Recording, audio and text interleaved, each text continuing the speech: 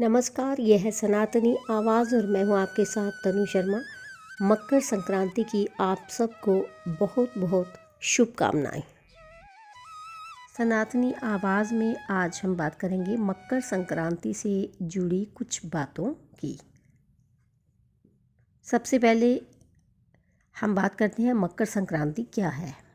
तो दोस्तों, मकर संक्रांति सूर्य के मकर राशि में प्रवेश का प्रतीक है, जो शीतकालीन संक्रांति के अंत और लंबे दिनों की शुरुआत का प्रतीक है। हम मकर संक्रांति क्यों मनाते हैं? मकर संक्रांति सूर्य देवता के सम्मान में पाई जाती है और ये फसल के मौसम से जुड़ी है। ये अंधकार पर प्रकाश की विजय और गर्म दिनों की शुरुआत का प्रतीक है। अब जब हमने ये जान लिया है कि हम मकर संक्रांति क्यों मनाते हैं, तो आइए हम और बातें भी जानते हैं, जैसे कि मकर संक्रांति कब मनाई जाती है। मकर संक्रांति आमतौर पर हर साल 14 या 15 जनवरी को मनाई जाती है।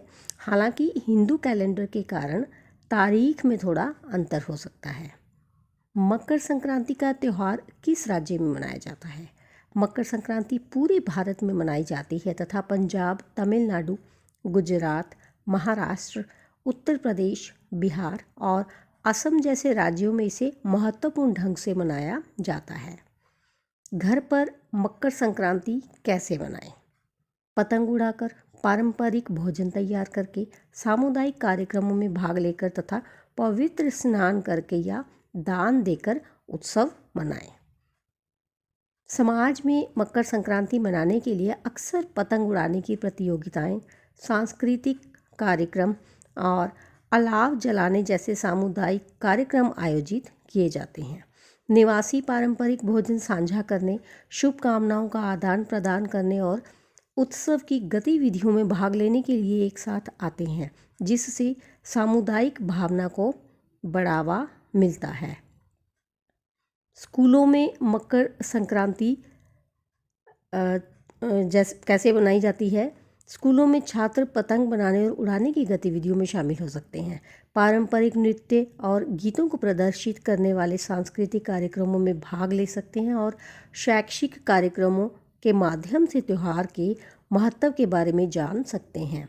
शिक्षक रंगोली बनाने की प्रतियोगिताएं भी आयोजित कर सकते हैं और छात्रों को मकर संक्रांति से जुड़ी अपनी पारिवारिक परंपराओं को साझा करने के लिए प्रोत्साहित कर सकते हैं।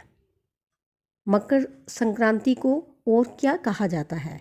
इसे भारत के विभिन्न राज्यों और क्षेत्रों में अलग अलग नामों से जाना जाता है।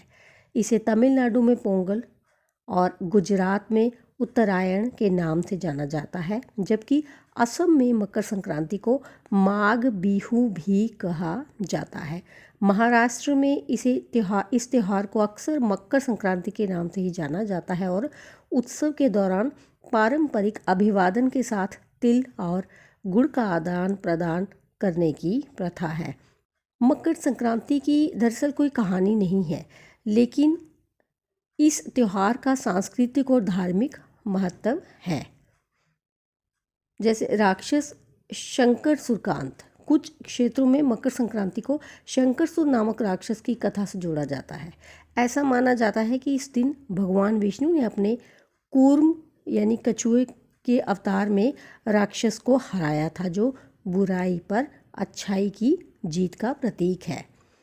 कृषि के क्षेत्र में मकर संक्रांति को फसल उत्सव के रूप में मनाया जाता है। किसान भरपूर फसल के लिए आभार व्यक्त करते हैं और समृद्धि से भरे भविष्य की कामना करते हैं।